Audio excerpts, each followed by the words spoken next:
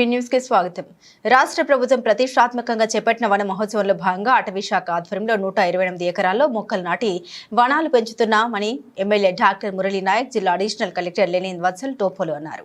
మహబూబాబాద్ జిల్లా జామండ్లపల్లి సమీపంలోని జిల్లా అటవీ శాఖ కార్యాలయంలో వన మహోత్సవ కార్యక్రమంలో భాగంగా జిల్లా అడిషనల్ కలెక్టర్ లెనిన్ వత్సల్ టోపో, జిల్లా అటవీ శాఖ అధికారులు భత్తుల విశాల్తో పాటుగా కలిసి పాల్గొని ఎమ్మెల్యే డాక్టర్ మురళీ నాయక్ మొక్కలు నాటారు.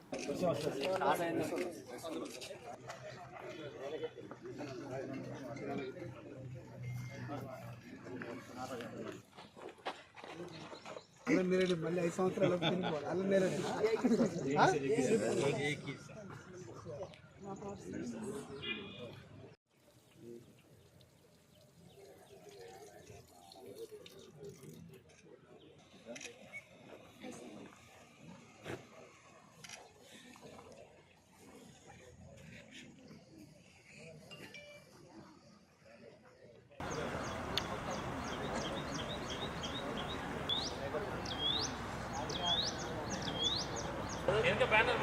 ఆల్రెడీ అన్నీ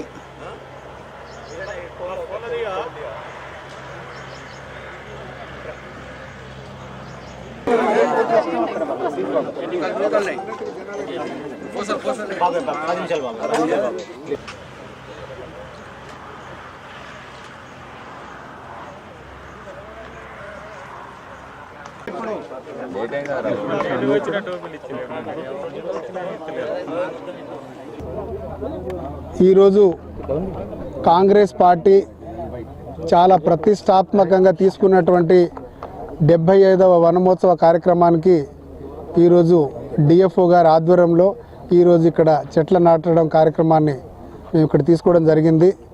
డిఎఫ్ఓ గారితో పాటు అడిషనల్ కలెక్టర్ టోపో గారు, అలాగే కాంగ్రెస్ పార్టీ ముఖ్య నాయకులు, ఇక్కడ ఉన్నటువంటి అటవీ సిబ్బంది అందరి సమక్షంలో ఇక్కడ చెట్లు నాటే కార్యక్రమాన్ని మేము ఇక్కడ స్టార్ట్ చేయడం జరిగింది. చాలా మంచి కార్యక్రమం. ఇదే విధంగా టీఎఫ్ఓ గారికి కూడా ఒక టార్గెట్ ఇవ్వడం జరిగింది. వారికి దగ్గర 24 హెక్టేర్ల ఏరియాలో చెట్లు నాటే కార్యక్రమం సెంట్రల్ గవర్నమెంట్ ఆఫ్ ఇండియా నుంచి వారికి ఫండ్ రావడం, 130 హెక్టర్స్ చెట్లు నాటే కార్యక్రమానికి వారికి ఫండ్ రావడం, అదేవిధంగా ఈ టార్గెట్ని నెలలోపు కంప్లీట్ చేయాలని చెప్పేసి వాళ్ళ గవర్నమెంట్ ఆఫ్ ఇండియా నుంచి వాళ్ళకి ఆదేశాలు రావడం జరిగింది. నేను ఇక్కడ ఉన్నటువంటి మన ఆదివాసీ గిరిజన బిడ్డలకు ఒకటి చెప్తా ఉన్నా, ఏదున్నా కూడా మన సామరస్యంగా డిఎఫ్ఓ గారితో మాట్లాడి మనం ఇక్కడ ఉన్నటువంటి ఏరియా ఏదైతే ఉందో వారికి మనకి మధ్యలో ఏదైనా చిన్న చిన్న తగాదాలు ఉన్నా మనం కూర్చొని మాట్లాడి మిగతా గవర్నమెంట్ ల్యాండ్ ఏదైతే ఫారెస్ట్ ల్యాండ్ ఉందో ఫారెస్ట్ ల్యాండ్లో మనం చెట్ల నాటే కార్యక్రమాన్ని మనం వారికి నిజంగా కూడా మనం వారికి కోఆపరేట్ చేద్దాం. ఎందుకంటే చెట్లు నరకడం వల్లనే ఇప్పుడు వర్షాలు సరిగా పడకపోవడం. ఇంతకుముందు నాకు తెలుసు చిన్నప్పుడు నేను 4వ తరగతి 5వ తరగతి చదువుతున్నప్పుడు జూన్ మాసంలోనే వర్షాలు పడేది, చెరువులు నిండిపోయేది. ఈ రోజు వరకు జూలై మాసం సగం అయిపోతున్నా కూడా ఏ చెరువు కుంటలు నిండలేదు, ఎక్కడ మత్తిడి పోసిన పాపన పోలేదు. అందుకే నేను ఒకటి చెప్తా ఉన్నా, మనం చెట్లను నాటుదాం.